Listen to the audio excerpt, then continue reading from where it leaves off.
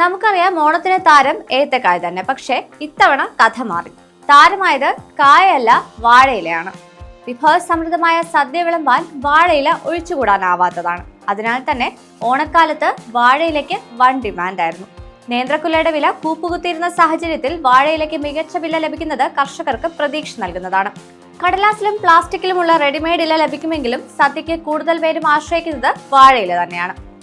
ഇത്തവണ ഹരിത ഓണമായിരുന്നു സർക്കാർ പ്രഖ്യാപിച്ചത്. സർക്കാർ പരിപാടികളിലടക്കം ഇലയാണ് സദ്യക്ക് ഉപയോഗിക്കുന്നത്.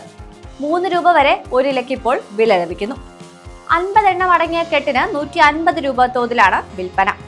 ഓണം കഴിയുന്നതോടെ ഡിമാൻഡ് കുറയുമെങ്കിലും ശരാശരി വരുമാനം ഇല വിൽപ്പനയിലൂടെ ലഭിക്കുമെന്നാണ് കർഷകരുടെ കണക്കുകൂട്ടൽ.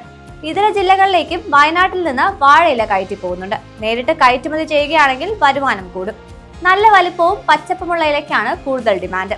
വലിപ്പം കുറയുന്നതിനനുസരിച്ച് വിലയും കുറയും. റെഡിമെയ്ഡ് ഇലയ്ക്ക് 7 രൂപ വരെ വിലയുണ്ട്. അതിനാൽ തന്നെ ഇലയാണ് ലാഭകരം. വാഴക്കുലയ്ക്ക് പുറമെ വാഴയിലയും കൃത്യമായി വിൽപ്പന നടത്താൻ കഴിഞ്ഞാൽ വരുമാനം കൂടുമെന്ന പ്രതീക്ഷയിലാണ് കർഷകർ.